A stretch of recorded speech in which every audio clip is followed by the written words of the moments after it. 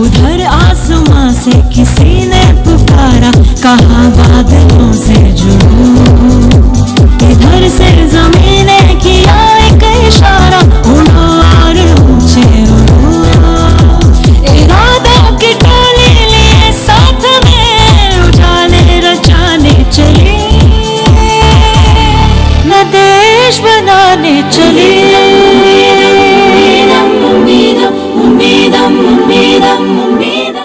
जब एक सैनिक सरहद पर खड़ा होता है तो देश उसकी वीरता देखता है, पर जब वही सैनिक घर से निकलता है तो देश नहीं देखता कि उसके पीछे खड़ी एक और सेना होती है।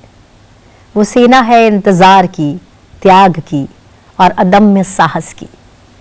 इस सेना का कोई बैंड नहीं बजता, कोई परेड नहीं होती, कोई मेडल नहीं टांगता, पर देश की सुरक्षा की सबसे अनसुनी ईंटें इसी सेना की नींव से जुड़ी होती हैं।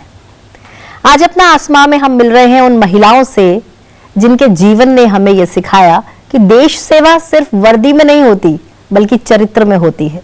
ये वो चेहरे हैं जिनके आंगन में अनुशासन ने सपनों से हाथ मिलाया और जिनके दिलों ने कहा, देश पहले हम बाद में। कहीं इंतजार भी युद्ध भूमि बन जाता है, कहीं मुस्कान भी देशभक्ति बन जाती है, कहीं त्याग भी राष्ट्र निर्माण बन जाता है। नमस्कार, मैं हूं आपके साथ दीक्षा कोहली। आप देख रहे हैं आपका अपना कार्यक्रम अपना आसमान, और आज अपना आसमान में बात विमेन बिहाइंड यूनिफॉर्म्स की। हमारे साथ हैं 3 बेहद खास मेहमान। हमारे साथ सबसे पहले जुड़ी हैं लेफ्टिनेंट कर्नल गरिमा जोशी, वीएसएम रिटायर्ड, भारतीय सेना की एक ऐसी अधिकारी जिन्होंने आर्म्ड एजुकेशन कॉर्प्स में ज्ञान को रणनीति बना दिया और नेतृत्व को राष्ट्र निर्माण का औजार। वीरता सेवा पदक से सम्मानित लेफ्टिनेंट कर्नल गरिमा जोशी आज इस मंच पर हमारे साथ हैं। हमारे साथ जुड़ी हैं रंजीता सहाय आशीष, एक फौजी घर की कमांडिंग शांति, अनुशासन और संवेदना से करती हैं और बाहर समाज के लिए क्षितिज जैसा मंच रचती हैं। राष्ट्र चिंतन और सामाजिक सेवा का यह संगम है रंजीता सहाय आशीष जी। नमस्ते। हमारे साथ है बेहद खास मेहमान वंदना यादव जी। हर पोस्टिंग, हर विदाई और हर लौटने के पल के बीच साहस की कहानी लिखने वाली फौजी जीवन की मौन पर मजबूत शक्ति हैं वंदना यादव। आप तीनों का बहुत बहुत स्वागत है इस कार्यक्रम में जिसे हम कहते हैं अपना आसमान। तो शुरुआत करेंगे, मैम आपसे शुरुआत करते हैं। फौजी की जिंदगी जो होती है वो बड़ी कठिन होती है, लेकिन शादी के बाद जब आप फौजी की पत्नी कहलाती हैं तो आपकी एक आइडेंटिटी होती है। क्या वो आइडेंटिटी आपका नाम होता है या मिसेस उस सोल्जर का नाम बन जाता है जिसकी वजह से आप देश की सेवा करती हैं बहुत मौन रूप में? सैनिक की आइडेंटिटी होती है जी, और सैनिक की पत्नी की आइडेंटिटी उसका डिपेंडेंसी कार्ड होता है। उससे आइडेंटिटी छीन ली जाती है। मैं कई बार कहती हूँ, आज फिर वही बात कह रही हूँ कि सैनिकों की पत्नियां डिपेंडेंसी कार्ड पे अपनी पहचान बनाने वाली महिलाएं हैं। यहाँ वो फिल्मों वाला इश्क नहीं है, टीवी सीरियल वाला प्यार मोहब्बत वाला और ग्लैमर वाला लाइफ नहीं है। ये एक हार्डकोर रियलिटी है जिसको बहुत कम लोग जानते हैं। जो डिफेंस सर्विसेज से हैं वो जानते हैं कि यहाँ का जीवन क्या है, बाकी मिथ है। बिल्कुल, बाकी मिथ है। मैम, ड्यूटी ये वो शब्द है जो आपने रोज सुना होगा। ड्यूटी की परिभाषा आपके लिए घर के अंदर और घर के बाहर क्या है? ड्यूटी इट्स लाइक कि जैसे ही आपको हस्बैंड को जाना है तो आप बता दिया है तो we have to be ready कि कभी भी पोस्टिंग कहीं भी आ सकती है, कहीं भेजा जा सकता है, इनको ड्यूटी पे जाना है। तो आप फिर सारी चीज़ें छोड़ दीजिए। उसके बाद व्हाट आई फील कि we have started living in present and positivity कि कभी भी कुछ भी हो सकता है, तो ये हमें मेंटली प्रिपेयर कर देता है कि पीछे हम रह जाएंगे और हमें बहुत सारे लोगों का ध्यान रखना है। तो अगर हस्बैंड की ड्यूटी आ गई या ड्यूटी लग गई या ड्यूटी पे बुला लिया तो इसका मतलब है कि आप तैयार रहिए, अब आपको पूरे घर को संभालना है।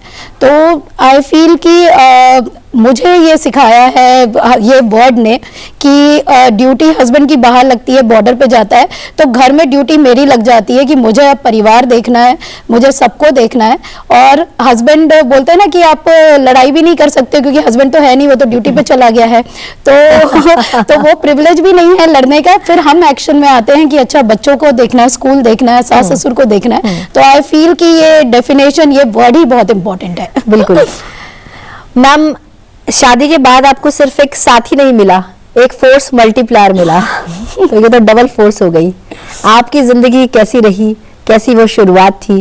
क्योंकि वो डबल फोर्स एक साथ काम कर रही थी, जहाँ ड्यूटी भी थी, अनसर्टेनिटी भी थी, लेकिन सबसे पहले देश था। जी बिल्कुल। मैं कहना चाहूँगी कि मेरी 21 साल की जो मैरिड लाइफ है, इसमें एज ए फैमिली हम केवल मुश्किल से 6 साल रहे हैं साथ में, और बाकी का सारा समय हम अलग अलग जगह पे देश की सर्विस कर रहे थे। और कभी कभी ऐसा भी टाइम आया जब मेरे हस्बैंड भी फील्ड पोस्टिंग में थे और मैं भी फील्ड पोस्टिंग पे थी। उस समय जो सबसे बड़ा हमारा बैकबोन, जो हमारा सहारा बने, वो मेरे इन लॉज थे, मेरी फैमिली थी, जिन्होंने मेरे छोटे छोटे बच्चों को अपने साथ, अपने बहुत मुझसे भी ज्यादा अच्छे से उनको लुक आफ्टर किया। मैं उनकी बहुत आभारी हूँ, क्योंकि अगर वो नहीं होते तो मैं शायद अपनी ड्यूटी ठीक से नहीं कर पाती। मेरे अंदर ये चिंता बनी रहती कि मेरे बच्चे कैसे होंगे, क्योंकि मेरे हस्बैंड भी उसमें बॉर्डर एरिया में थे जहाँ पे आप अपनी फैमिली को नहीं ले जा सकते। मैं भी बॉर्डर एरिया में थी जहाँ पे मैं अपनी फैमिली को नहीं ले जा सकती। तो ऐसे टाइम पे आपकी फैमिली आपके साथ अगर बिल्कुल एक बड़ी चट्टान की तरह आपका सहारा बन के खड़ी होती है, तो इससे ज्यादा और खुश नसीब भी कुछ और नहीं हो सकती, मैं ये मानती हूँ। निश्चित रूप से मैम, जब परिवार का साथ मिलता है तो हमें लगता है कि ये जो हमारे अंदर मजबूती है, ये दोगुनी हो गई है। लेकिन मैम, एक फौजी के पीछे एक माँ का दिल भी होता है, एक पत्नी का दर्द तो होता है, लेकिन जब सबसे बड़ी जिम्मेदारी आगे आती है देश की, और वहाँ छोटे छोटे नन्हे नन्हे कदम आपको रोक रहे होते हैं। कभी ऐसा हुआ आपके साथ कि आप ड्यूटी पर जा रही हैं, आपके हस्बैंड भी ड्यूटी पर हैं, लेकिन वहाँ वो दो नन्ही निगाहें आपको रोक रही हैं कि नहीं, अभी मत जाओ, हमें भी आपकी जरूरत है? वो इमोशन, वो पल कभी आपने जिया होगा, उसे आपके शब्दों में समझना चाहती हूँ। जी बिल्कुल। कई बार ऐसा मौका आया जब मुझे बच्चों को पीछे छोड़ के जाना पड़ा, और ऐसे टाइम पे बहुत मन अंदर से व्याकुल था, बहुत ज्यादा अंदर से खराब लग रहा था। पर मैं आपको बताना चाहूंगी कि शायद मेरे खुशनसीबी है कि मेरे हस्बैंड और मेरे जो इन लॉज हैं वो मुझे इतने अच्छे मिले हैं कि मुझे ऐसा लगता है कि वो मुझसे ज्यादा मेरे बच्चों को अच्छे से देख पाए, और उन्होंने मुझे एक बहुत ज्यादा एक पुश किया, और उन्होंने मुझे एक ढांढस बधाया कि नहीं, आप अपनी ड्यूटी कीजिए, हम यहाँ इनको देखेंगे। और मुझे ऐसा लगता है कि जो भी मेरे बच्चे आज अच्छा कर रहे हैं, ये केवल और केवल मेरी फैमिली जो मेरे साथ रही है, उन्होंने जो मेरे बच्चों को देखा है। क्योंकि मैं सही बताऊं तो मैं मेरी कम से कम 9 या 10 साल मेरी फील्ड सर्विस रही है, जिसमें कि मैंने बच्चों को नहीं इतने अच्छे से देख पाई। तो मैं सारा श्रेय अपनी फैमिली को देना चाहूंगी। मैम, यही खूबसूरती है एक महिला होने की, यही इसलिए हम शक्ति कहते हैं। एक तरफ देशभक्ति है और दूसरी तरफ आपकी आंखों के वो आंसू हैं जो आप आज रोक पा रही हैं, क्योंकि आप उस इमोशन को जी चुकी हैं। लेकिन आपको ये भी पता है कि उस इमोशन से ऊपर वो डिवोशन है जो देश के नाम है। वंदना जी, एक बहुत बड़ा सेक्रीफाइस होता है, शायद वो लोग नहीं देख पाते, वो लोग नहीं जानते कि वो परिवार क्या जीते हैं, वो पल कैसे होते हैं। बहुत से स्टेशन ऐसे होते हैं जहां परिवारों को साथ में रखते हैं, लेकिन बहुत से स्टेशन ऐसे होते हैं जहां एक चिट्ठी आती है और ये पता चलता है कि हस्बैंड तो वहां पोस्टेड होंगे, लेकिन हमें बहुत दूर रहना होगा। बहुत से सेक्रीफाइसेस होते हैं, बहुत से चैलेंजेस होते हैं। मैम, उन तमाम चैलेंजेस, उन सेक्रीफाइसेस को मैं आपकी जुबानी जानना चाहती हूँ। आपने बहुत से ऐसे मोड़ फेस किए होंगे। जी, आपने बहुत अच्छा सवाल किया। मैं 2 तरह से इसका जवाब दूंगी। जी, जब कारगिल का दौर था, हमारी पोस्टिंग अंबाला में थी। मुझे लगता है वैली के बाद सबसे ज्यादा ऑपरेशन अगर कहीं हो रहे थे, हमारे जितने भी शहादत थी, पार्थिव शरीर आ रहे थे, उन्हें आगे भेजा जाना था। तो वहाँ पे हस्बैंड के साथ रहते हुए भी मुझे लगता था कि मैं अकेली हूँ, वो उपलब्ध ही नहीं थे।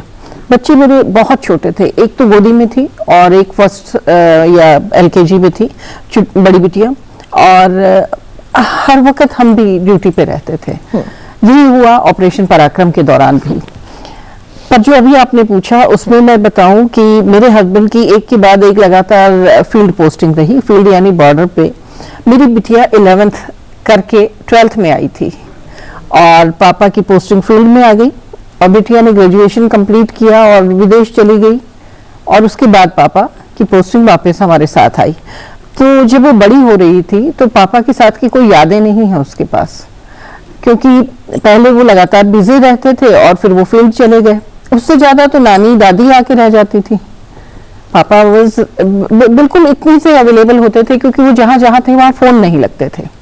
तो पापा के साथ बच्चों का तालमेल गड़बड़ा जाना बहुत आसान है। हालांकि ये खूबसूरती भी है कि हम क्वांटिटी को ध्यान रखते हैं, क्वालिटी को ध्यान रखते हैं, क्वांटिटी को नहीं, कि कितना कम समय मिला उसमें कितना ज्यादा जी लें। पर फिर भी ये है कि पापा लोग अवेलेबल नहीं होते और सैनिक पत्नियों को सारे मोर्चे खुद संभालने होते हैं। एंड बिलीव मी कि हम लोगों को उस तरह तैयार भी कर दिया जाता है। जब मैं शादी होके आई थी इस तरह हमारी तैयारी हुई थी, हमारी सीनियर लेडीज हमें तैयार करती थी। मेरे मदर इन लॉ भी मुझे तैयार करते थे क्योंकि मेरे फादर इन लॉ भी आर्मी ऑफिसर थे। तो उन्होंने भी शादी होके आई और कुछ इनका उस दिन था कि लंच में नहीं आ पाए और मैंने कहा नहीं ये आएंगे तब मैं खाना खाऊंगी। मैंने अपने घर में सिविल से आई हूं मैं, तो मैंने ऐसा ही देखा था। मेरी सास ने कहा कि खाना नहीं खाओगी और वो आएगा तो कमजोरी से वो वहां भूखा नहीं है, उनके लिए कुछ ना कुछ अरेंजमेंट हो जाएगा, तुम्हारा उतरा हुआ चेहरा देख के उसके चेहरे की जो रौनक है वो खत्म हो जाएगी, तो हमेशा टाइम पे खाना खाओ, उसका इंतजार मत करो। तो ये छोटी छोटी चीजें हैं जो हमारा परिवेश हमें तैयार कर देता है उन सब चीजों के लिए। बिल्कुल। तो ये है, सभी मेंटली हम लोग प्रिपेयर्ड रहते हैं हर एक ऑपरेशन के लिए, हर एक ऑपरेशन के पीछे हमारे रोल के लिए। क्या बात है, क्या बात है। रंजीता जी, कुछ किस्से ऐसे होते हैं जो हम शायद जिंदगी में कभी भूल नहीं पाते। कुछ मोमेंट्स हमारे लिए बड़े इंपॉर्टेंट होते हैं। बेसिकली क्या है, हम कैलेंडर देखते हैं त्योहार मनाने के लिए, लेकिन अगर फौजियों की पत्नियां हैं तो वो त्योहार कैलेंडर वाले त्योहार नहीं होते, वो त्योहार होता है जब पति की घर वापसी होती है। वही दिवाली होती है, वही होली होती है। मुझे लगता है घर में खुशियों का माहौल तभी होता है। लेकिन कुछ कुछ पल ऐसे होते हैं जब सबसे ज्यादा हमें हमारे पार्टनर की जरूरत होती है। एक ऐसा किस्सा आपकी जिंदगी में हुआ, आप यू आर एक्सपेक्टिंग, आपका बेबी होना था लेकिन आपके पति आपके साथ नहीं थे। हाँ। और अचानक से आपको डॉक्टर के पास जाना था और आप कुछ नहीं समझ पा रही थी, लेकिन वो चीज भी आप लोग डील खुद अकेले करते हैं।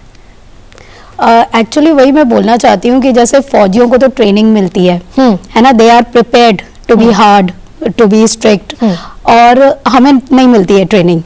साथ रहते रहते वक्त और हालात हमें बता देते हैं कि अब आपको खुद ही हैंडल करना है। And husband also supports, they also know कि कब जरूरत पड़ जाए। तो ड्राइविंग से लेके यानी हर चीज के लिए हम लोग कम से कम चीजों में भी वी आर रेडी कि हम तैयार हैं। जैसे पानी सी गति राखिए, जीवन सफल बनाए, जैसी भी हो परिस्थिति उस साचे ढल जाए। क्या बात है। तो जो मैं आप प्रेगनेंसी की बात कर रही हैं, तो my due date was in July and pain शुरू हो गया ना, एवरीथिंग, एंड जून में हो गया ना, हस्बैंड का कोर्स आ गया था and he had to leave. तो उन्होंने कहा कि मैं आ जाऊंगा डेट से पहले ही, 10 दिन पहले आ जाऊंगा और एवरीथिंग विल बी फाइन। तो आई डिसाइडेड ठीक है आप जाइए, आई विल टेक केयर। तो अब ये चले गए। उसके बाद labour pain and everything happened. It was like my daughter is 7.5 months। तो आई गॉट दैट प्रॉब्लम। तो उसके बाद अब करें क्या, रात का वक्त है। तो I just called my CEO's wife. हमारा यानी एक चीज बहुत अच्छी है आर्मी में, विच आई फाइंड सो ब्लेस्ड, कि एक fraternity, everybody is ready to help. पूरे लोग हैं हमारे साथ, हमारा अपना कैंट है, तो आपको कुछ भी, यानी हम अकेले नहीं है। हस्बैंड इज नॉट देयर तो पूरी यूनिट है, सब सब लोग हैं, तो मैं सबसे पहला मेरा कॉल, क्योंकि सिविल में आप कहाँ पेरेंट्स को बुलाओगे, I was at Nagrota and the MH was at Jammu which was again 20 kilometres far from Nagrota. अब उतनी दूर आपको जाना है तो रात के वक्त, तो I just called my CEO's wife, और इतना शायद भगवान हमें बुद्धि या दिमाग दे देता है, प्रेजेंस ऑफ माइंड, कि हम आरे टेढ़े डिसीजंस नहीं लेते हैं। तो I just had a discussion with my CEO's wife and she said कि तू मत चिंता कर, मैं आ रही हूँ।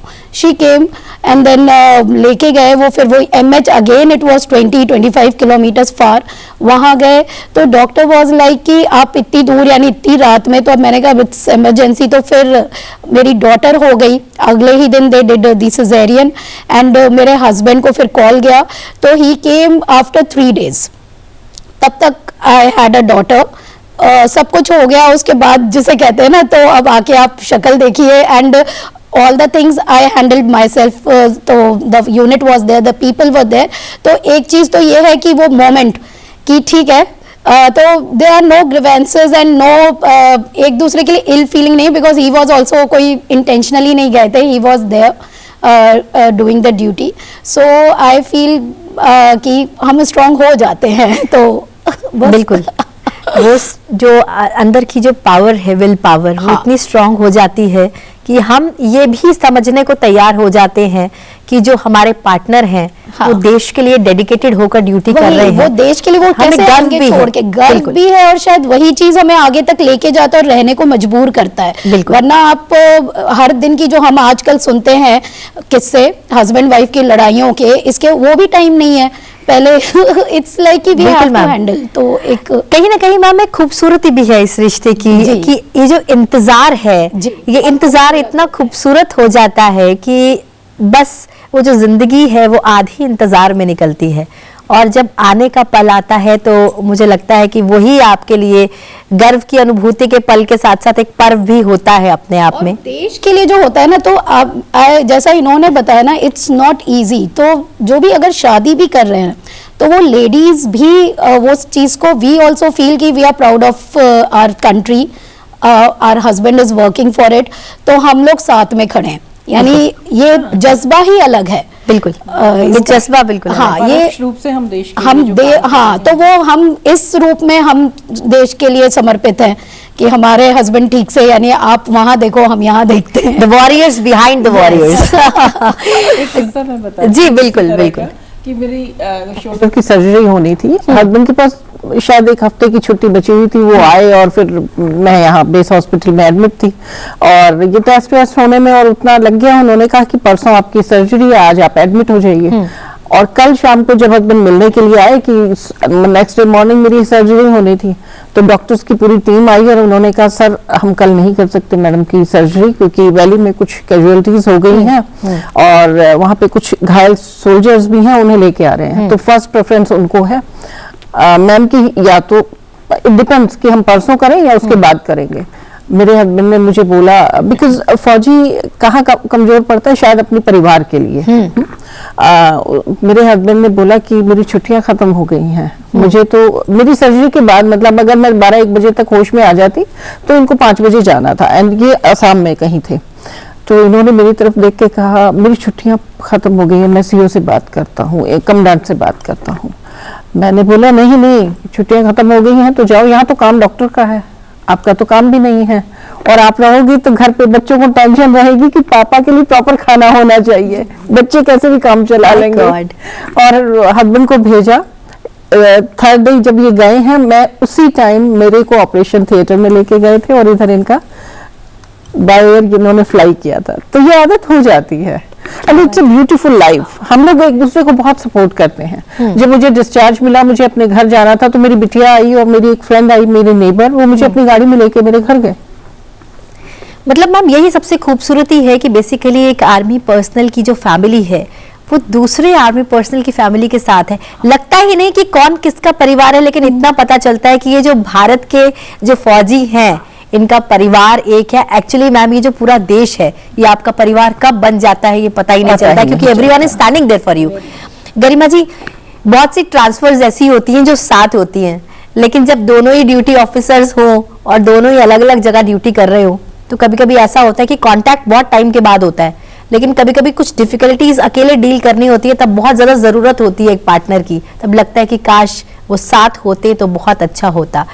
आपकी ये जो पूरी जर्नी रही, उसमें क्या कोई ऐसी चैलेंजिंग मोड आया जब आपको लगा कि मेरी ड्यूटी यहाँ है, परिवार कहीं और है, पति कहीं और है, और आपको सही मायने में उनकी ज़रूरत है, लेकिन आपने फिर भी वो मोमेंट डील किया? जी बिल्कुल, ऐसे कई मौके आए और मैं कहूँगी कि 2014 में मैं कश्मीर में पोस्टेड थी। उस समय काफ़ी फ्लड्स उधर आए थे और फ्लड के कारण मेरा कांटेक्ट नहीं हो पाया। 1 महीने तक वहाँ पे कोई कम्युनिकेशन लाइंस भी सब खराब हो गई थी और बड़ी मुश्किल से आप एक कॉल के थ्रू, हफ्ते में 1 कॉल मिलती थी, बुकिंग करानी पड़ती थी, उसके थ्रू आप अपने फैमिली से बात कर सकते थे। तो उस समय मुझे थोड़ा सा बड़ा परेशानी हुई क्योंकि बच्चे भी साथ में नहीं थे, हस्बैंड भी अलग थे। तो हफ्ते में 1-1 करके दिन करके मैंने अपने फैमिली में बच्चों से, कभी बच्चों से बात करती थी, कभी हस्बैंड से बात करती थी, क्योंकि 2 अलग-अलग दिशाओं में थे। तो उस समय लगता था कि कुछ ऐसा होता कि जिससे कि, क्योंकि आजकल तो आप वीडियो कॉल लगा सकते हैं, पर अभी भी कई जगह ऐसे हैं जहाँ पे आप थोड़ा कम्युनिकेशन का प्रॉब्लम इश्यूज रहता है। बिल्कुल, सिक्योरिटी इश्यूज हैं। जी बिल्कुल, सिक्योरिटी इश्यूज भी रहते हैं और थोड़ा सा आपका इसकी वजह से कम्युनिकेशन ब्लॉक। ऐसे ही जब मैं लद्दाख में थी तो मैं ड्यूटी कर रही थी, I was the interpreter that time, op snow leopard में थी। तो उस समय भी कई जगह टाइम पे ऐसा रहा कि because of the security reasons में कई टाइम तक मैं अपनी फैमिली से बात नहीं कर पाती थी। तो वो थोड़ा डिफिकल्ट टाइम था, बट मुझे लगता है कि कहीं ना कहीं मेरे अंदर एक बहुत विश्वास था कि सब कुछ ठीक होगा और उनको भी मेरे ऊपर विश्वास था कि ये ठीक है, कोई no news is good news. तो वो थोड़ा डिफिकल्टी वाला टाइम था और जैसा कि कहते हैं कि बुरा समय जाता है, अच्छा समय आता है, तो बुरा समय भी चला गया और अच्छा समय आया। बिल्कुल जी बिल्कुल। होप कितनी बड़ी चीज बन जाती है। अच्छा मैम, क्योंकि आप तो खुद फौजी बैकग्राउंड से हैं, आप तो खुद यूनिफॉर्म में थी, आप समझ सकती हैं क्रूशियल मोमेंट्स को भी, और क्योंकि आपके हस्बैंड भी ड्यूटी पर हैं तो आप समझ सकते हैं कि उन पर भी क्या बीत रही हो। जी। लेकिन जब हम सिविलियन लाइफ से आते हैं, एक बड़ी अजीब सी स्थिति होती है मैम। मैं खासकर आप दोनों से जरूर पूछना चाहूंगी, बॉर्डर पर गोलियां चल रही होती हैं लेकिन धड़कनें घर में तेज हो रही होती हैं, सिचुएशन का कुछ पता नहीं होता, लेकिन उस समय वो स्माइल बरकरार रखना और घर पे बोलना उसी स्माइल के साथ कि पापा तो बिल्कुल ठीक है, आपका बेटा बिल्कुल ठीक है, और अपने अंदर वो स्माइल के साथ हौसला देना कि वो बिल्कुल ठीक है, लेकिन दिमाग कहीं कहीं दस्तक देता है, क्या वो सच में ठीक है? ऐसे मोमेंट्स भी डील किए होंगे। मैंने बताया कि ऑपरेशन पराक्रम के दौरान भी ये ओसी रेयर थे, पर बहुत बार ऐसा भी हुआ कि ये बॉर्डर पे रहे। जी। कारगिल के टाइम तो हर जगह तक की थी कि कहीं तक भी हमारी पहुंच है तो उनकी भी हो सकती है। तो पता नहीं, मतलब ये कहने में थोड़ा अटपटा लगेगा, मुझे था कि ये ठीक है, ये ठीक है। अच्छा, पर किसी भी कैजुअलिटीज होती थी, किसी का पार्थिव शरीर आता था तो बहुत बुरा लगता था। जिसने सेक्रीफाइस की अपनी लाइफ देश के लिए, अपना प्राणों की बलिदान दिया, उसके लिए तो एक गर्व का भाव आता था। पर आज भी बोलते हुए आवाज कांप रही है, क्योंकि जिन परिवारों को मैं जानती हूँ उनमें हमारे किसी एक परिवार के सदस्य का जाना बहुत तकलीफदेह था। ऑपरेशन पराक्रम के दौरान तो ऐसा हुआ कि हम लोग रात को साथ बैठे हुए थे, और क्योंकि महिलाएं अकेले रह जाती हैं तो आपने एक शब्द सुना होगा, पॉटलक, कि सब अपने अपने घर से कुछ कुछ खाना बना के लाए और एक साथ बैठ के खा रहे हैं, क्योंकि वो हमारा परिवार होता है। बिल्कुल, पूरा भारत परिवार है एक तरह से। तो हम लोग साथ बैठे थे और हमारे साथ मिसेस चौधरी बैठी हुई थी, और कर्नल चौधरी का फोन आया तो उन्होंने कहा, रात को अपनी बिटिया से कहा कि तुम बात कर लो, पापा से बोलना, मैं बाद में बात करती हूँ, क्योंकि हम सहेलियां बैठे हुए थे। हमारे आने के बाद शायद बहुत लेट हो गया, सुबह उनको खबर मिली कि वो नहीं रहे। तो जिस तरह हम लोगों ने शाम बिताई, और अक्सर हम शामें साथ बिता लेते थे, हमारे बच्चे उसी एज ग्रुप के थे, तो ये कहना, जब भी मैं अपने हस्बैंड को भेजती थी तो मेरे अंदर से कहीं एक आवाज आती थी कि वो ठीक आएंगे, वापस आएंगे ठीक से। फिर भी जब मैं इन्हें भेजती थी और इनका चॉपर जा रहा होता था तो मैं कहती थी ये आ जाएंगे, बस ये आ जाए तो दिवाली मन जाएगी इस बार। How sweet. कभी सुना था अक्सर मैम एक फौजी का परिवार कैसा होता है, आज दिल किया कि आपके साथ ये साझा भी कर लिया जाए।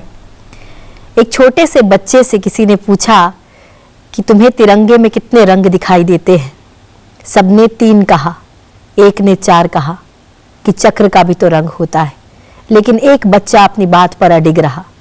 वो बोलता रहा तिरंगे का रंग 5 होता है। बार बार पूछा गया कि तुम्हें नहीं पता, उसने कहा मैं बता सकता हूँ।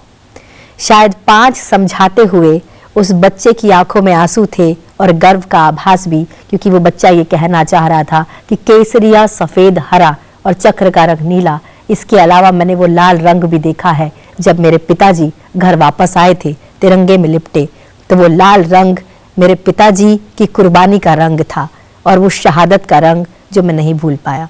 तो मुझे लगता है कि फौज में जितने भी लोग देश के लिए अपनी सेवाएं देते हैं, उससे बड़ी सेवा होती है उनके परिवारों की, क्योंकि वो पल जीते हैं, वो खुद को तैयार करते हैं।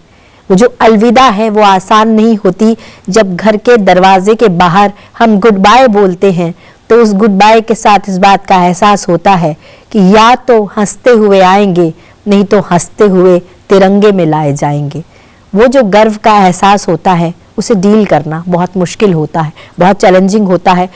रंजीता मैम, आपने कई आर्मी वाइफ्स के लिए बहुत कुछ किया भी है, आपने ये चीज़ देखी भी है बहुत करीब से, बहुत सी ऐसी महिलाओं को आप जानती हैं जिन्होंने ये डील किया है। वो दर्द समझना चाहती हूँ जब चेहरे पर मुस्कान होता है, सैल्यूट कर रही होती है वो महिला, लेकिन अंदर से कितनी टूटी होती है जो बयां नहीं कर पाती। दीक्षा, सेम ऐसे ही जैसा इन्होंने बताया, no news is good news. Husband was, मेरे ही हस्बैंड दुर्बुक में थे और लैंडस्लाइड हो गया 5 डेज, और मैं आई was eight Bhopal home town. तो जो आप वो दर्द बोल रहे हो ना, इट्स लाइक कि बोल के जाते हैं हस्बैंड की, मुझे पता है तुम संभाल लोगी। दीज आर दी वर्ड्स कि कॉन्फिडेंस देना, क्योंकि दिल तो धड़कता है, वो घबराहट होती है, आप जा रहे हो। उसके बाद लैंडस्लाइड हुआ तो कम्युनिकेशन कुछ भी नहीं था 5 डेज। यानी जैसा आप बता रहे हैं ना कि डर रहता है, बच्चों को भी देख रहे हैं, तो I have gone through that कि ठीक है स्कूल भेज रहे हैं, रोज का डिनर भी सर्व हो रहा है, फिर सुबह की अब शायद फोन आ जाएगा। तो 2 दिन हो गए, आप तसल्ली दे रहे हो खुद को कि ऑल विल बी वेल।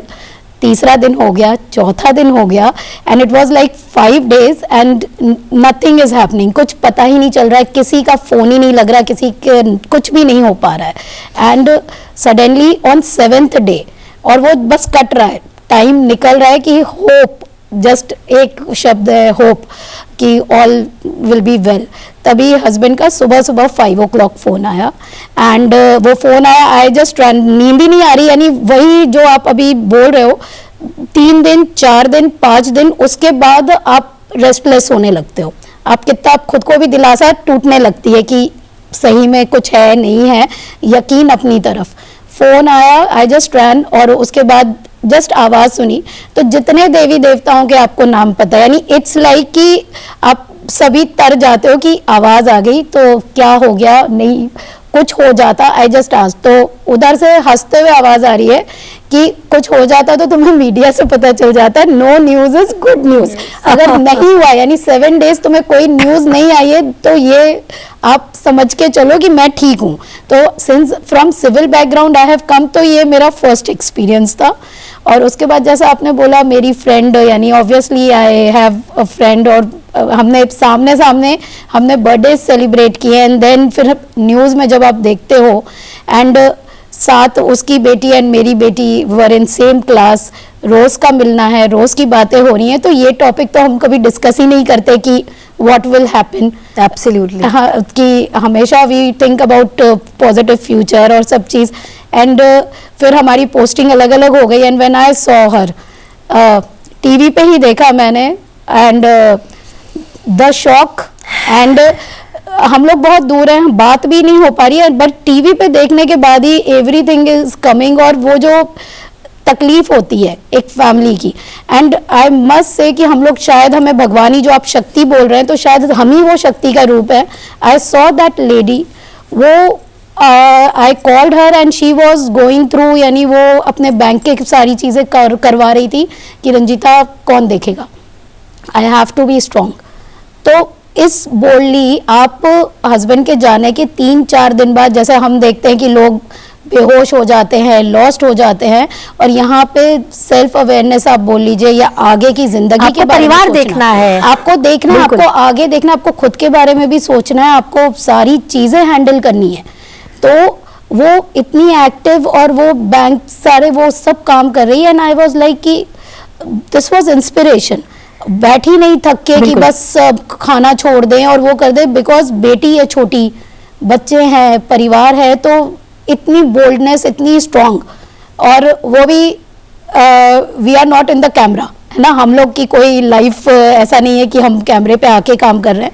तो it's like I always thank आवा, आर्मी विमेन वेलफेयर एसोसिएशन, तो जो सारी महिलाओं को जोड़े सारी रखता है, महिलाओं को, तो एक तरह से हमारा एक बहुत स्ट्रांग एसोसिएशन, और आर्मी ऑल्सो सपोर्ट। तो ये जो फ्रेटर्निटी, यानी वी फील प्राउड, कभी एक पल भी नहीं आता कि हम वापस सिविल लाइफ जाएं। अच्छा, आपकी बात से एक बड़ी अच्छी बात याद आती है।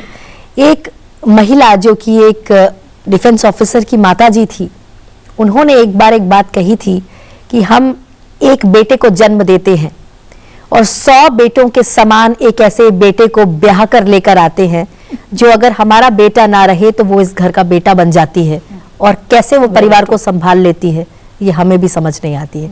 तो ये बहुत खूबसूरत कोट से आपके पास आऊंगी लेफ्टिनेंट कर्नल गरिमा। 2 लोग ऑफिसर्स होते हैं, एक पार्टनर अगर नहीं रहता, वो शहीद हो जाता है, तो दूसरा पार्टनर उतनी बोल्डली देश के लिए समर्पित होकर अपनी ड्यूटी करता रहता है। कई केसेस आपने देखे, कितना डिफिकल्ट होता है उसे डील करना।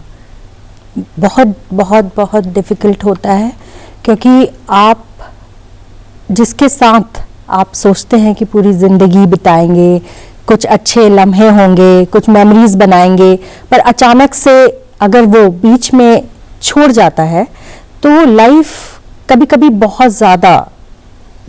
ही ज़्यादा डिफ़िकल्ट हो जाती है। मेरे खुद की साथ के मेरे जो कोर्समेट्स हैं, उनमें से मेरे 1-2 हैं जिनके साथ ऐसा मैंने देखा है, एंड बट लेकिन ये भी मैं कहूँगी कहीं ना कहीं कि बहुत ही अंदर से वो काफ़ी ज़्यादा मजबूत हैं, अंदर से टूटे हुए तो हैं, पर बाहर से आप उनको देख करके वो अपनी ड्यूटी पूरी तरीके से निभा रहे हैं, बहुत अच्छा कर रहे हैं, मतलब उनको प्रमोशन भी मिल रहे हैं, बहुत अच्छे से अपनी ड्यूटी निभा रहे हैं। और मैं आपको एक छोटा सा अपना वाकया बताती हूँ। मैं ऑफिसर्स ट्रेनिंग एकेडमी में एज अ इंस्ट्रक्टर पोस्टेड थी, और मुझे उसके साथ साथ एक काउंसलर की ड्यूटी भी करनी पड़ती थी। काउंसलर जबकि ट्रेनिंग बहुत ज़्यादा टफ होती है, तो कभी कभी कैडेट्स को प्रॉब्लम होती है किसी चीज़ों को लेकर के, तो वो काउंसलर के पास आके अपनी परेशानी बता सकते हैं और हम उनको उनका हल देने की कोशिश करते हैं। तो ऐसे ही एक वीर नारी जिसने अपना हस्बैंड खोया था और उसकी बेटी थी 10 साल की, उसने फौज ज्वाइन करी, और क्योंकि वो एज से भी थोड़ा ज्यादा थी तो उसको बहुत परेशानी हो रही थी, क्योंकि ट्रेनिंग बहुत टफ थी, तो कई बार वो बड़ी टूट सी जाती थी। तो एज अ काउंसलर कई बार वो मेरे पास आती थी कि इसको कैसे, मैं इस ट्रेनिंग को कैसे पूरा करूं। तो उन जो टफ वाले टाइम थे मैं उसको बहुत ज़्यादा होप देती थी। कई बार मैंने उसको बोला, देखिए आप जो हो, बहुत आपकी बेटी है, वो आपको अपने फादर की तरह देख रही है कि आपको जो उसके फादर ने जो उसको करना था, उसकी जो जितनी भी जिम्मेदारियों को पूरा करना था, अब आपके ऊपर ये सारी जिम्मेदारी आ गई है और आपको कुछ ही टाइम की बात है, दिस टू शैल पास। तो ये वर्ड मैंने उसको दिया, दिस टू शैल पास। अपना पूरा ध्यान ये देखो कि आप इस 6 महीने के बाद आप जो बन के जाओगे, आपके बच्चे को आपके ऊपर कितना ज्यादा फक्र होगा, आप जिंदगी भर इस चीज को लेकर के चलोगे। तो काफी उसके बाद जब वो पास आउट हुई तो उसके जो इन लॉज थे और वो खुद मेरे पास एक मिठाई का डब्बा लेकर के आई कि आपने उस दिन जो हमें मोटिवेशन दिया था उसको लेकर के मेरी जिंदगी बन गई। तो क्या बात है, काफी ज्यादा ये तो वो व्यथा थी और ये वो जीवन था जो आपने एक आर्मी ऑफिसर की वाइफ के तौर पर जिया।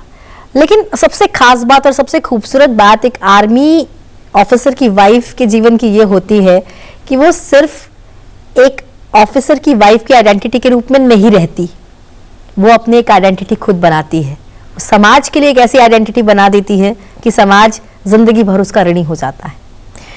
मैम, आपसे मैं शुरुआत करूंगी। सबसे पहले तो एक ऐसी फील्ड में जाना जिस फील्ड में बहुत जल्दी लड़कियां नहीं जाती थी, उस फील्ड को चुनना, उसके बाद उसमें यह भी तय करना कि हम तो प्रशिक्षण देंगे, हम तो एजुकेशन की फील्ड में जाएंगे और ऑफिसर बनकर हर जगह देश के लिए अपनी सेवा देंगे। और आज आप एक मेंटोर के रूप में लोगों को ट्रेनिंग भी दे रही हैं। आपके जीवन के सफर की कहानी बहुत कम शब्दों में आप ही की जुबानी।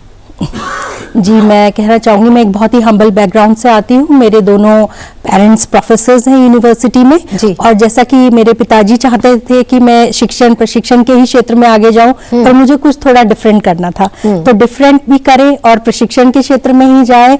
तो मुझे ऐसा लगा कि education in Indian army is काफ़ी अच्छा क्षेत्र है और मैंने काफ़ी प्रिपेयर किया इसके लिए और फर्स्ट उसमें ही मैं सिलेक्ट हो गई। उस समय हमारे टाइम पे शॉर्ट सर्विस कमीशन होता था, पर luckily over a period of time permanent commission आ गया और मैंने मैं जैसे मैं बोलूँगी, मेरी फैमिली थी मेरे साथ, बच्चों के साथ मेरी फैमिली ने मुझे बहुत सपोर्ट किया और बहुत मैं आर्मी को भी बहुत थैंक यू कहना चाहूँगी क्योंकि मुझे ऐसी ऐसी जगह पोस्टिंग्स मिली। मैंने IB, LOC, LAC तीनों देखी हैं, तीनों जगह मैंने सर्व किया है और मैंने ऑपरेशंस भी देखे हैं। तो मैं कहूँगी कि ये मेरे 21 साल का जो सफ़र रहा है अपने आप में एक संपूर्ण रहा है, जिसमें मैंने अलग अलग पहलुओं में, अलग अलग चीज़ों में मैंने अपनी एक्सपर्टीज़ हासिल की है और मैं आर्मी को बहुत थैंक यू देना चाहती हूँ कि उसने मेरी पर्सनैलिटी को बहुत अलग दिशा दी है, बहुत अच्छे से उभारा है, जिससे कि मैं आगे आने वाली जनरेशन को भी कुछ अच्छे से अपना एक्सपीरियंस शेयर करूँ और उनको भी मोटिवेट कर सकूँ। आज आपके बच्चे आपको कितना सम्मान देते हैं क्योंकि उन्होंने अपने माता पिता दोनों को फौज की वर्दी में अपनी ड्यूटी अदा करते हुए देखा है। लेकिन आज जब वो घर वापसी होती है और जब आज उन्हें वो स्नेह प्राप्त होता है जो कहीं ना कहीं बचपन में नहीं मिल पाया, तो आज कितना कनेक्टेड फील कर पाते हैं? जी, मेरे बच्चों ने हमेशा से ही मुझे काफ़ी ज़्यादा प्यार दिया है और मैं ये भी बोलूँगी कि मेरी कमी को कभी मेरे जो इन-लॉज थे उन्होंने कभी ऐसा खलने नहीं दिया। बच्चों को हमेशा ये बताया कि वो किसी एक बड़े मिशन पे है और वो बहुत बड़ा मिशन है और आपको भी उतना ही प्यार करती है जितना देश को प्यार करती है। तो मुझे कभी भी इस तरह का नहीं लगा कि बच्चों को मेरे से कोई शिकायत रही हो और आज की डेट में भी कभी भी कुछ भी अपने इंपॉर्टेंट डिसीजंस होते हैं वो हमसे पूछते हैं बच्चे और मुझे काफ़ी फक्र महसूस होता है जब वो अपने फ्रेंड्स और अपने बाकी सर्कल में बताती हैं मेरे बारे में या मेरे हस्बैंड के बारे में कि सी आई एम अ फौजी किड। तो बहुत अच्छा लगता है। Double salutes to you ma'am. Thank you so much. Double salutes to you ma'am. Civilian background से आती थी आप, आर्मी फ्रेटर्निटी में आई, पति को तो हमेशा आपने काम करते हुए देखा, ड्यूटी पे देखा, परिवार को आपने संभाला, लेकिन परिवार को संभालने के साथ साथ आपने एक अलग सोसाइटी का निर्माण किया, क्षितिज को आपने बनाया और उस फाउंडेशन के तहत आपने बहुत से लोगों को, खासतौर पर महिलाओं को जोड़ा। कैसे जहन में आया, कैसे ये बदलाव लाने की मन में ठानी आपने? दीक्षा, ये कम्युनिटी बिल्डिंग जैसा सीखा हुआ है कि सबको साथ लेके चलना एक आर्मी की खूबसूरती है कि सबको साथ लेके चलना, देश के लिए कुछ करना।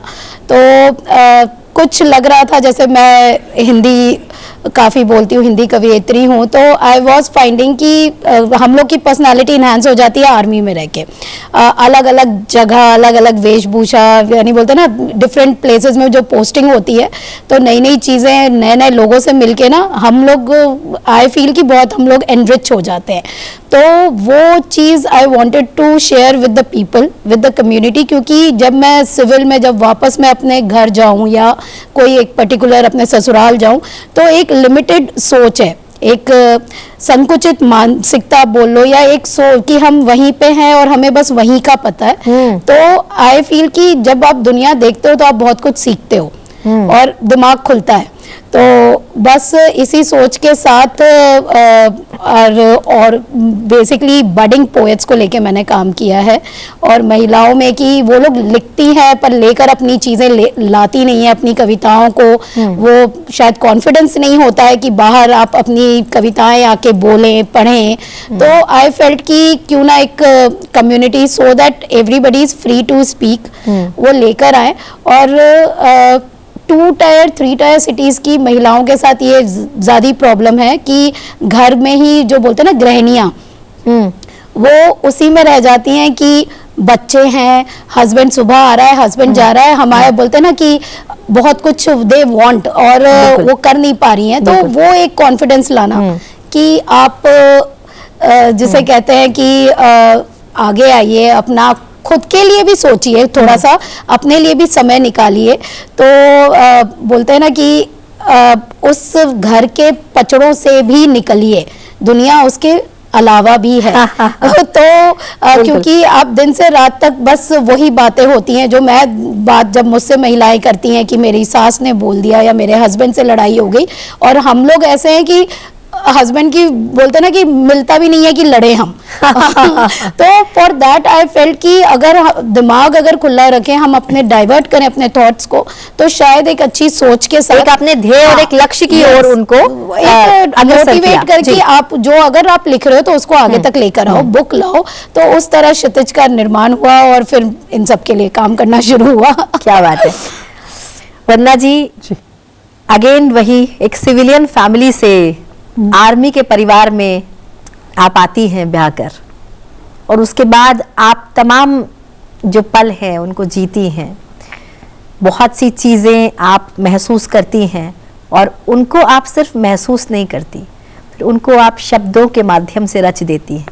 वो साहित्यकार अंदर कब जन्म ले लेता है पता नहीं चलता, और उसके बाद आप कितनी लेखनियाँ लिख देती हैं, कितना कुछ अपने भावों के साथ उसे व्यक्त कर देती हैं, फिर विश्लेषण भी करती हैं, और फिर एक किताब सैनिक पत्नियों की कथा और व्यथा ये भी आप लिख देती हैं। जो आपने जिया वो आपने समाज के सामने बयां कर दिया। ये जो साहित्यकार है ये कब जन्मा? ईमानदारी से कहूँ तो शायद बचपन में। मैं अपने घर में सबसे छोटी हूँ मायके में, और हमारे घर में ये रिवाज था, मम्मी कहती थी कि सबसे छोटा जो है उसे चुप होके सुनना चाहिए। अच्छा, बड़े बोलते हैं तो चुप रहो। तो वो चुप उन्होंने इतनी बार कहा कि दिमाग चलने लगा और जुबान चुप रही। तो जब आप इस सिचुएशन में होते हैं तो आपके पास इतने विचार, और जब आप सबको बातें करते हुए देखते हैं तो बोलने का ये है कि जितना आप सोच रहे हैं लगातार बोलते हुए चले गए और निकल गया, लिख दिया, है ना, बोल के कह दिया। पर जब ऐसा नहीं हो रहा है तो फिर आप लिखते हैं। तो मैं बहुत छोटी थी तब से कविताएं लिखती थी, फिर डिबेट में पार्टिसिपेट करना शुरू किया स्कूल में ही, तो लेखनी वहां से शुरू हो गई थी। फिर फौज में आई, यहाँ देखा, और आर्मी ने और आवा ने मिलके इतनी खूबसूरती से गढ़ा। मैं एक बात बताऊं कि मैं पूरे सिविल बैकग्राउंड से हूँ। मेरे हस्बैंड फौजी, मेरे देवर फौजी, मेरे फादर इन लॉ, मेरे ससुर जी फौजी थे, मेरे नंदोई फौजी थे, है ना, अभी वो रिटायर हो गए हैं। तो एक टिपिकल फौजी फैमिली में आ गई मैं, जिनका आपस में कोई मेल नहीं है। वहां तो सोचने का तरीका भी अलग है। सिविल में आप खूब बोलते हैं किसी से मिक्स होने के लिए, और फौज में आप रिस्पेक्ट के लिए या किसी को वार्मथ फील कराने के लिए भी चुप रहते हैं कि सामने वाले को सुनना है। तो बिल्कुल अलग तरह की ये सिचुएशन थी मेरे लिए। पर यहाँ जो जीवन मैंने देखा उसे लिखने का मुझे लगा कि, और सबसे ज्यादा मुझे लगता है कि जैसे हमारी आवा काम बहुत करती है, जो हमारी सेना में महिलाओं की संस्था है, उसके बारे में लिखा कहीं नहीं जाता है। मुझे लगा इस पे लिखना है, तो उस पे लिखने से पहले मैं काउंसलिंग भी कर रही थी आर्मी में। मैं हमारा जो वोकेशनल ट्रेनिंग सेंटर है वो भी संभाल रही थी। जैसे हर सबको मिलते हैं इस तरह की ड्यूटीज, मुझे भी मिल रही थी। तो ये सब जब हो रहा था तब मुझे इतनी कहानियां वहां से मिल रही थी, क्योंकि वो महिलाएं जब काउंसलिंग के लिए आपके पास आती हैं, अपना दुख सुनाती हैं, अपनी परेशानियां आपसे शेयर करती हैं, तो दीक्षा, यकीन माने अभी सब कुछ लिखा भी नहीं है। अभी तो मेरा अपना जीवन ही नहीं लिखा गया, तो उनका तो बहुत बहुत कुछ बचा है। अभी जो हम बात कर रहे थे उसमें हम ये बात कर रहे थे कि सैनिक देश को देता बहुत है। सिविल में एक माइंडसेट है कि सेना बहुत करती है हमारे लिए, या सैनिक बहुत करते हैं। मैं इस बात को इस तरह बिल्कुल रिवर्स तरीके से देख रही हूँ कि जब आजादी की लड़ाई लड़ी जा रही थी, तो जिन्होंने झंडा बुलंद किया, जिन्होंने अंग्रेजों से लोहा लिया, या आक्रमणकारियों से जिन्होंने लड़ाइयां लड़ी, पर उनका बैक सपोर्ट कौन था? उनके परिवार उनके बैक सपोर्ट में खड़े थे। तो आज फौजियों के लिए तो बैक सपोर्ट हम हैं, पर हमारा बैक सपोर्ट बैक होम, हमारे मायका, हमारा ससुराल है। और हमारा समाज वहां से बनता है कि जहां मैं सामान लेने के लिए, ग्रोसरी लेने के लिए किसके पास जाती हूँ। तो जितने लोग हैं वो सब अपना अपना काम ईमानदारी से करते चले जाएं। ये देश सेवा है। क्या बात है, क्या बात है, बहुत ही खूबसूरत। ये विचार मुझे लगता है कि एक फौजी की पत्नी के ही हो सकते हैं, क्योंकि उसने जिंदगी देखी कुछ ऐसी होती है कि अंदर सब्र भी आ जाता है, शुक्र भी आ जाता है, फिक्र भी आ जाती है, लेकिन जो मुस्कान है वो सदा बरकरार रहती है, क्योंकि वो जानती है स्थिति कोई भी हो, हंसते रहना है और हंसते हंसते डील कर लेना है। एक छोटा सा रैपिड फायर राउंड है, हम आपके साथ खेलेंगे। एक शब्द में आपको जवाब देना है, तो शुरुआत आपसे करते हैं। 1 बाय 1 में आप तीनों से एक एक सवाल, एक एक जवाब। तो गरिमा जी, आपके लिए सबसे सुंदर पोस्टिंग आपकी कौन सी रही?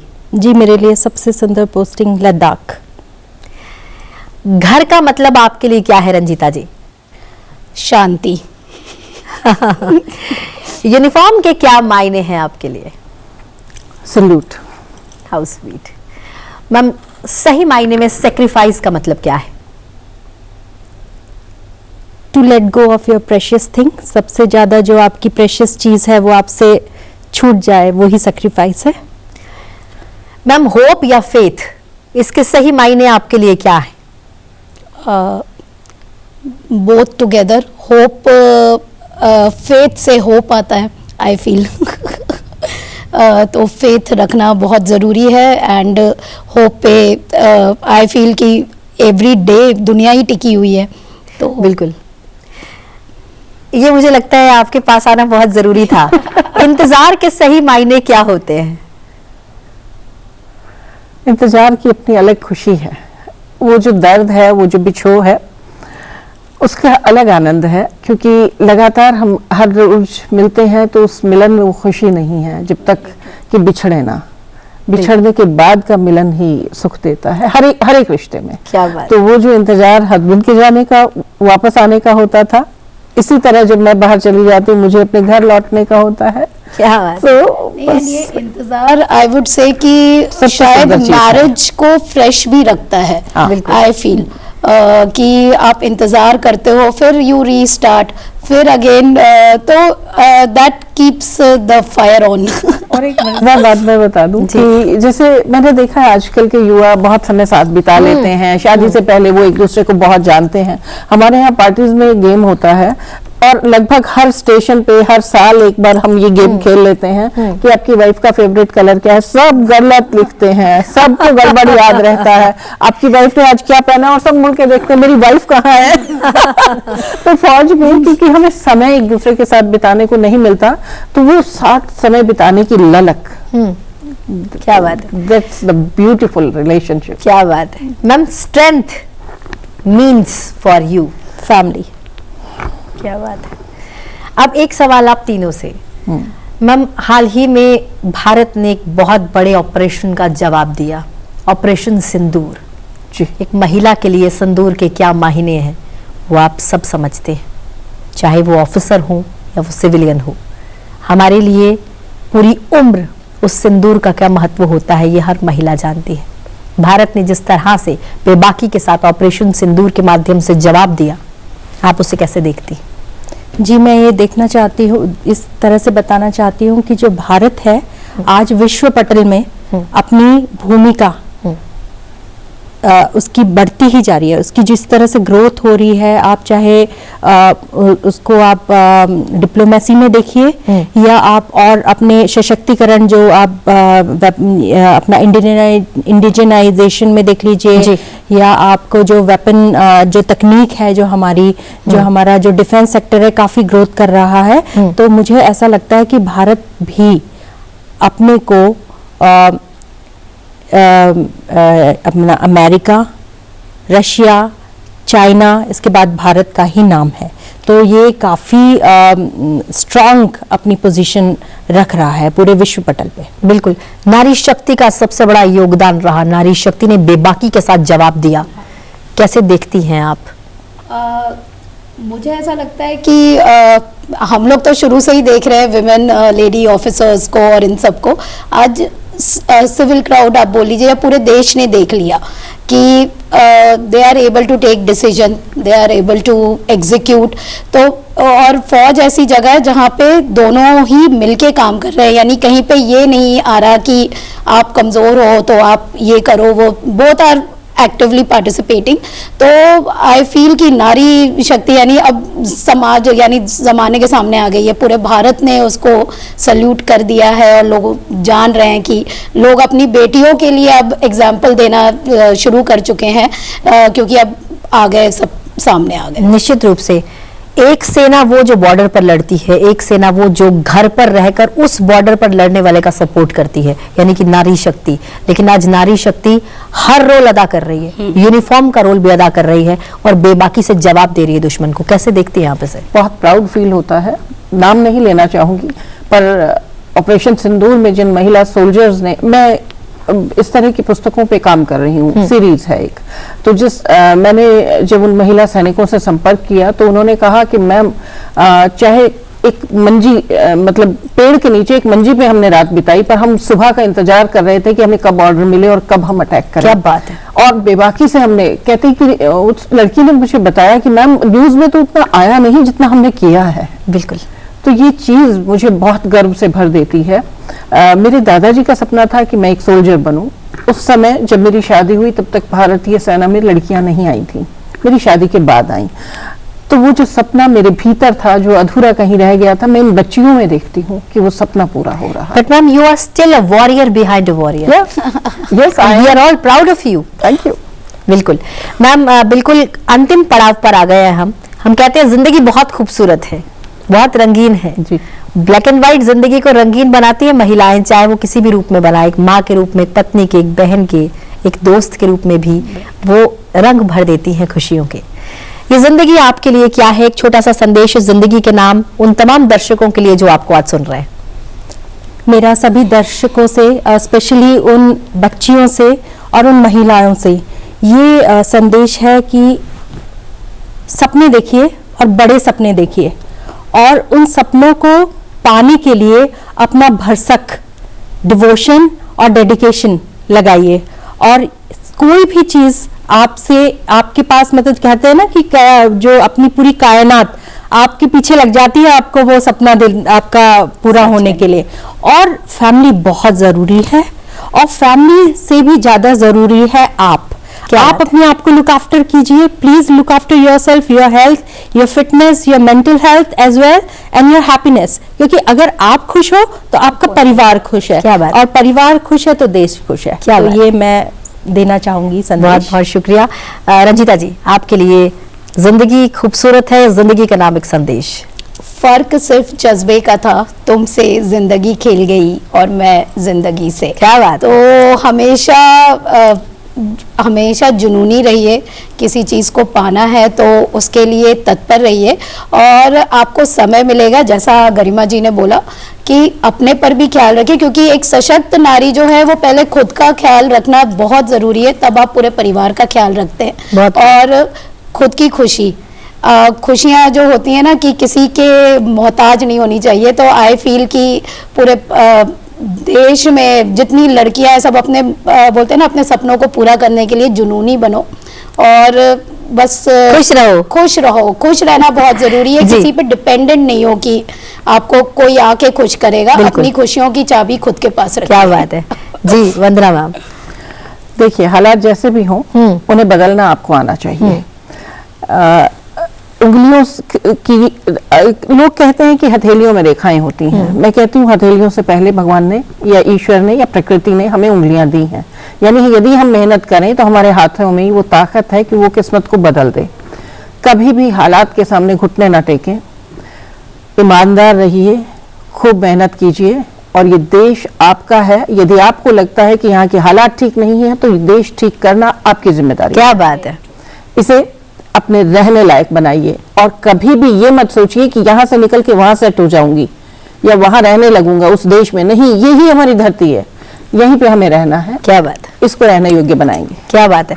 बहुत बहुत धन्यवाद आप तीनों का कि आप आज अपना आसमां के इस मंच पर आई और आपने अपने जीवन की जितनी भी आपने जर्नी जी, जितना भी आपने साथ निभाया उन ऑफिसर्स का जो हमारे देश की सेवा करते हैं, उस पूरी स्टोरी को आपने हमारे साथ साझा किया। बहुत बहुत शुक्रिया, बहुत बहुत धन्यवाद। धन्यवाद। देश को आप पर गर्व है, पूरे हिंदुस्तान को आप पर गर्व है, क्योंकि आप वो शक्ति हैं जो देशभक्ति अपने दिल के अंदर लिए उन फौजियों के पीछे दुगनी शक्ति बनकर खड़ी हैं जो हमारे देश की सेवा करते हैं। बहुत बहुत शुक्रिया। जय हिंद। जय हिंद। जय हिंद। और अंत में यही कहना चाहेंगे कि देश को सुरक्षित रखने वाली वर्दी लोहा पहनती है और उस वर्दी के पीछे खड़ी स्त्रियां मन को लोहे जैसा बनाती हैं।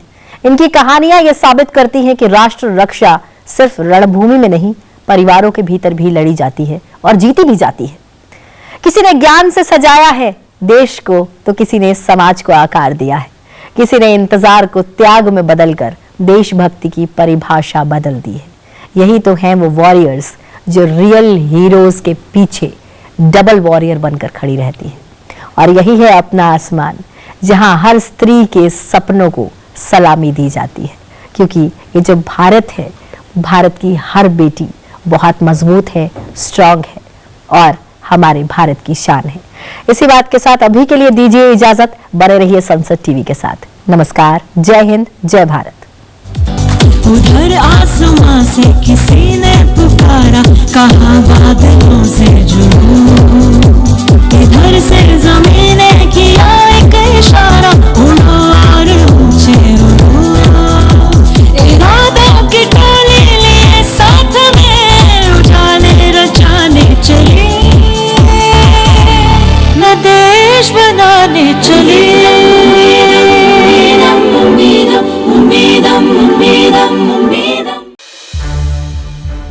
संसद टीवी के और भी प्रोग्राम्स देखने के लिए सब्सक्राइब करें हमारा YouTube चैनल और हाँ, इन्हें लाइक और शेयर करना ना भूलें।